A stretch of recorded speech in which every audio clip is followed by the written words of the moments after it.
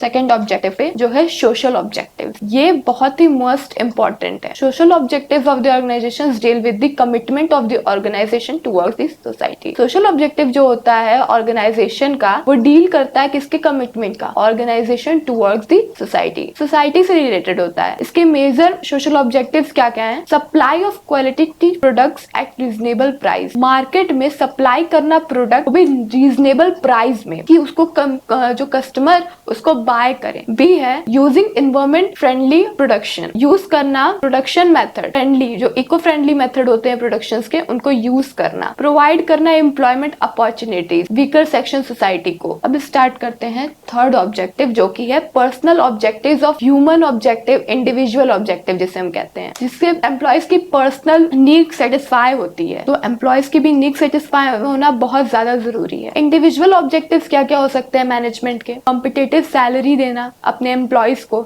जो कि उसकी फाइनेंशियली नीड को फुलफिल करे। फाइनेंशियली नीड्स मतलब खाने के नीड को, कपड़े के नीड को, और बहुत सारे फाइनेंशियल नीड्स हो जाएंगे, खाना, कपड़ा, घर, ये सारे फाइनेंशियली नीड्स जो होते हैं बेसिक्स होते हैं ये सारे चीजें। तो और भी सारी चीजें हैं जो फाइनेंशियली नीड के थ्रू फुलफिल होती हैं एम्प्लॉयज की, कॉम्पिटिटिव सैलरी देके। बी है प्रमोशन देना किसी एम्प्लॉयज को। अगर हम लोग प्रमोशन देंगे तो हमारा एम्प्लॉयज जो होगा वो मोटिवेट होगा, प्रोमोट होगा, वो और अच्छे से ऑर्गेनाइजेशन में काम करेगा और ऑर्गेनाइजेशन को फायदा मिलेगा उस चीज से। अपने एम्प्लॉयज को ट्रेनिंग देगा ताकि वो और अच्छा काम करें, पर्सनल ग्रोथ होगी उनकी स्किल्स बढ़ेगी एंड डेवलपमेंट होगा एम्प्लॉय का to fulfil esteem and other higher level need of employees. और ये सारी चीज फुलफिल होगी तो वो बहुत ही हायर अथॉरिटी पे भी जा सकता है। सी है पी रिकॉग्निशन, सेल्फ रिस्पेक्ट देना अपने एम्प्लॉयज को, जो कि सोशल नीड्स फुलफिल करता है। किसी भी एम्प्लॉयज को सोशल नीड्स देना बहुत ही इंपॉर्टेंट है, सेल्फ रिस्पेक्ट देना बहुत ही इंपॉर्टेंट है एम्प्लॉय को। अगर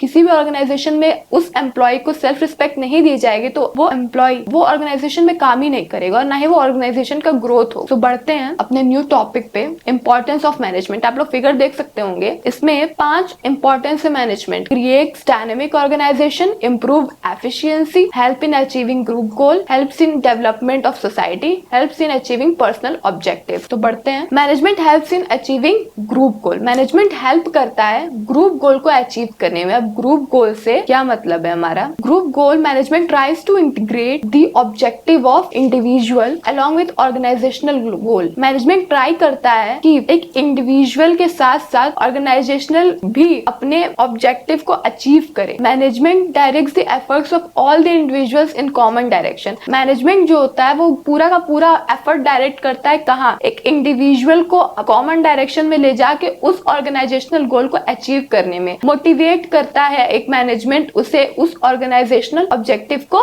management helps in achieving group goal. This is very important. Management tries to integrate the objectives of individual along with organisational goal.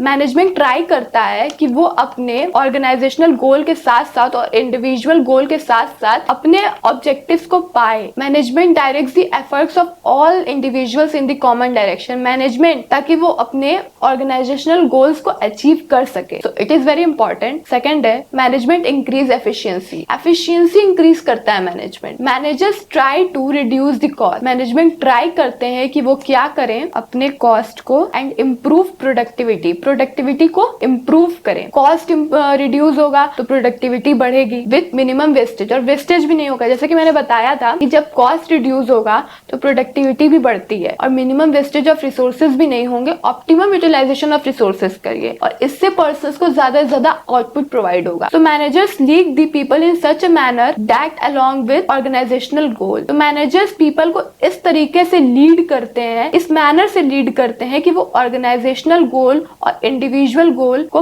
Achieve कर सकते। बढ़ते हैं थर्ड पॉइंट की तरफ, मैनेजमेंट क्रिएट डायनेमिक ऑर्गेनाइजेशन। अब मैनेजमेंट कैसे क्रिएट करता है डायनेमिक ऑर्गेनाइजेशन को? तो organisation have to survive in dynamic environment. Organisation को सर्वाइव करना पड़ता है डायनेमिक एनवायरनमेंट में, क्योंकि हमारा जो मार्केट है वो पूरा का पूरा डायनेमिक है, जहाँ कस्टमर की नीड्स को सेटिस्फाई करने के लिए हमेशा हमारा मार्केट चेंज होता रहता है। तो managers keep making changes in the organisation organisation, तो मैनेजर्स को हमेशा अपने ऑर्गेनाइजेशन में चेंज करना होता होगा the environmental changes to match the environmental changes, उस इन्वायरमेंटल चेंजेस को मैच करते हुए। एफिशिएंट मैनेजमेंट अगर होगा तो एम्प्लॉयज मोटिवेट होंगे तो वो न्यू आइडियाज, न्यू टेक्नोलॉजी से, तो जाहिर सी बात है हमारा ऑर्गेनाइजेशन ग्रोथ होगा। फोर्थ पॉइंट है management helps in achieving personal objectives. Management का एक पॉइंट जो मैंने अभी बताया कि मैनेजमेंट ग्रुप गोल के अलावा या ऑब्जेक्टिव के अलावा और पर्सनल ऑब्जेक्टिव भी हमारा अचीव होना चाहिए। N efficient manager is one who brings maximum prosperity. Personal objective मतलब एक किसी भी एम्प्लॉयज का पर्सनल ऑब्जेक्टिव अचीव हो, इससे मतलब है। अब बढ़ते हैं हम लोग फिफ्थ पॉइंट पे, जो कि है हमारा management helps in development of society. अब हमारा मैनेजमेंट कैसे हेल्प करेगा कि हमारा सोसाइटी भी डेवलप हो। Efficient management always has multiple objectives. अगर वो एफिशिएंट मैनेजमेंट रहेगा तो उस मैनेजमेंट का बहुत सी मल्टीपल ऑब्जेक्टिव्स रहेंगे। They give due importance to social obligations towards different groups of people such as employees, customers, suppliers etcetera. It insist on providing quality products, competitive salary, create employment opportunity etc. जैसे कि मैंने अभी social objective में बताया कि personal objective में बताया कि किसी भी एम्प्लॉय को कम्पिटिटिव सैलरी देना, किसी भी कस्टमर को गुड क्वालिटी का प्रोडक्ट प्रोवाइड करवाना, एम्प्लॉयमेंट अपॉर्चुनिटी को क्रिएट करना, तो it is a development of society. तो बढ़ते हैं हम लोग अपने पे, जो कि है management as a science. Management अब हम लोग साइंस के तरीके से कैसे देखेंगे, या मैनेजमेंट साइंस के तरीके से कैसा होता है। तो feature of science which is also present in management, or feature of science partially present, feature of science which is not present in management. तो चलते हैं nature of management कैसे रहता है। As a science can be defined as systematic organized body of knowledge based on fact। जो science होता है वो systematic organized body या fact या truth पे belong करता है। इसमें experiments किए जाते हैं। तो अब characteristics हम लोग पढ़ेंगे, features पढ़ेंगे। First हम लोग का systematic body of knowledge। Science organized and systematic study material and it is explaining certain general truth। जो साइंस होता है वो ऑर्गेनाइज्ड करता है सिस्टमैटिक स्टडी मटेरियल और कुछ सर्टेन जनरल ट्रूथ, सच बताता है, फैक्ट बताता है। तो ये feature always present in management. Principle are based on observation and experimentation. अब प्रिंसिपल कहाँ बेस्ड, किस पे बेस्ड है? ऑब्जर्वेशन पे और एक्सपेरिमेंटेशन पे।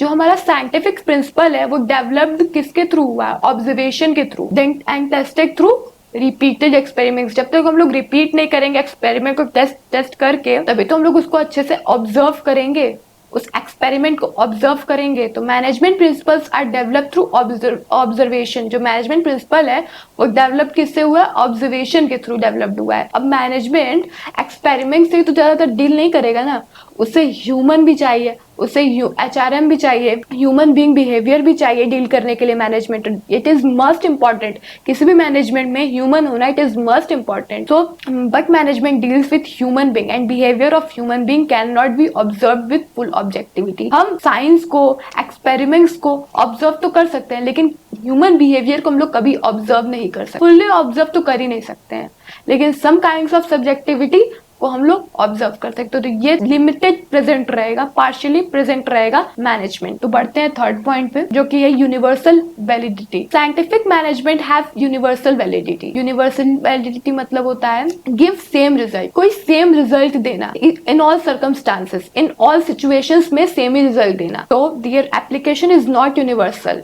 मैनेजमेंट जो है वो हमेशा सेम रिजल्ट नहीं देता है।